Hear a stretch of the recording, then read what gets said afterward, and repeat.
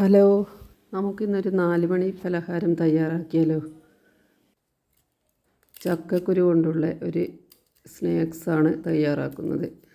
ആദ്യം തന്നെ ഇതിനാവശ്യമായ ചക്കക്കുരു തൊലി കളഞ്ഞ് എടുക്കുക. ഇതിൻ്റെ ബ്രൗൺ നിറമുള്ള തൊലി അധികം കളയണ്ട, ഇത് നമുക്ക് ആരോഗ്യത്തിന് നല്ലതാണ്. അപ്പോൾ ചക്കക്കുരു എല്ലാം ക്ലീൻ ചെയ്ത് എടുത്തിട്ടുണ്ട്. ഇനി ഇത് കഴുകി വൃത്തിയാക്കി എന്നിട്ട് കുക്കറിൽ ആണ് ഞാൻ ഇത് വേവിക്കാൻ വയ്ക്കുന്നത്. ഇപ്പോൾ കുക്കറിലേക്ക് എടുത്തിട്ടുണ്ട്. ഇതിലേക്ക് ഒരു 1/4 ടീസ്പൂൺ മഞ്ഞൾപ്പൊടി, അതുപോലെ തന്നെ ആവശ്യത്തിന് ഉള്ള ഉപ്പും കൂടി ഇട്ട് കൊടുക്കുക. എന്നിട്ട് നമുക്കിത് കുക്കറിൽ വേവിച്ചെടുക്കാം. ഒരു 4 വിസിൽ ഉണ്ടായാൽ ഇത് നന്നായി വെന്ത് കിട്ടും. സിമ്മിൽ വെച്ചിട്ട് വേവിക്കണം. ഈ വീഡിയോ കാണുന്നവരെ ഇഷ്ടപ്പെട്ടവർ സബ്സ്ക്രൈബ് ചെയ്യണം, ലൈക്ക് ചെയ്യണം, ഷെയർ ചെയ്യണം. ഇപ്പോൾ നമ്മൾ ചക്കക്കുരു വെന്ത് തണിഞ്ഞ് വന്നിട്ടുണ്ട്, ചൂടൊക്കെ ആറി. അപ്പോൾ ഇത് നമുക്ക് ജാറിൽ ഇട്ടിട്ട് ഒന്ന് നന്നായി അരച്ചെടുക്കാം. ഇതിൻ്റെ കൂടെ ഈ വേവിച്ച കുറച്ച് വെള്ളവും കൂടി ഒഴിക്കണം.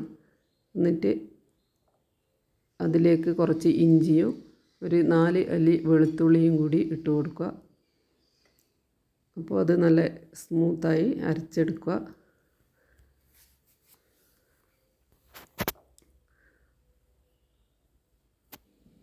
അരച്ചെടുത്ത ഈ മിശ്രിതത്തിലേക്ക് ഇന്ന് നമുക്ക് ആവശ്യമുള്ളത് അരിപ്പൊടിയാണ്. ഇത് കുറച്ച് ലൂസായിരിക്കും, അപ്പോൾ അത് കട്ടി ആകാൻ വേണ്ടിയിട്ട് കുറച്ച് അരിപ്പൊടി ചേർക്കുക. അപ്പോൾ നമ്മൾ ഉണ്ടാക്കുന്ന വട നല്ല ക്രിസ്പി ആയിട്ട് കിട്ടും. അരിപ്പൊടി ഇട്ടിട്ട് നന്നായിട്ട് ഒന്ന് മിക്സ് ചെയ്യുക. അതിനുശേഷം ഇതിലേക്ക് നമുക്ക് വട ഉണ്ടാക്കാൻ ആവശ്യമായ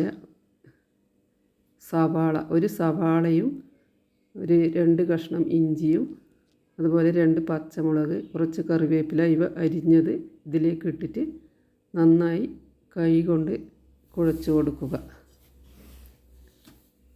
ഈ കുഴച്ച് കൊടുക്കുന്ന അതിൻ്റെ കൂട്ടത്തിൽ തന്നെ നമുക്ക്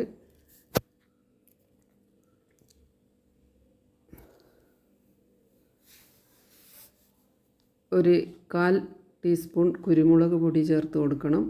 അതുപോലെ തന്നെ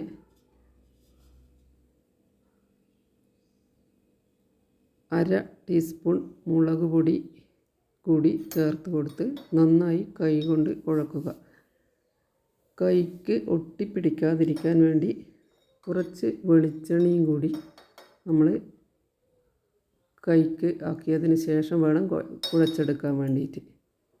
അപ്പോൾ വെളിച്ചെണ്ണയിലാക്കി നന്നായിട്ട് കുഴച്ചെടുത്തതിന് ശേഷം ഓരോ ബോളുകളാക്കി ഉരുട്ടിയെടുക്കുക. നമ്മൾ ചപ്പാത്തിയൊക്കെ ആക്കുന്നത് പോലെ, അപ്പോൾ പരിപ്പ് വട ആക്കുന്നത് പോലെ നമ്മൾ കൈമേൽ വെച്ചിട്ടാണ് ഇത് പരത്തേണ്ടത്. ഇപ്പോൾ കുറച്ച് വെളിച്ചെണ്ണ ഒഴിച്ച് കൈക്കും കുറച്ച് വെളിച്ചെണ്ണ ആക്കിയതിന് ശേഷം നമ്മളിത് നന്നായി ഒന്ന് പരത്തി കൊടുക്കുക. ഇപ്പോൾ കയ്യിൽ വെച്ചിട്ട് ഓരോന്നായിട്ട് നമ്മൾ പരത്തിയെടുക്കുക. അപ്പോൾ ഇതൊക്കെ പരത്തി വെച്ചിട്ടുണ്ട്. ഇനി നമുക്കിത് ചുട്ടെടുക്കുകയാണ് വേണ്ടത്. അപ്പോൾ ചുട്ടെടുക്കാൻ ആവശ്യമായ വെളിച്ചെണ്ണ നമ്മൾ ഇതിലേക്ക് ചട്ടിയിൽ ഒഴിച്ചതിന് ശേഷം ഗ്യാസിൽ വെച്ചു. അപ്പോൾ നമുക്ക് ഓരോന്നായി ചുട്ടെടുക്കാം. വെളിച്ചെണ്ണ ചൂടായിട്ടുണ്ട്.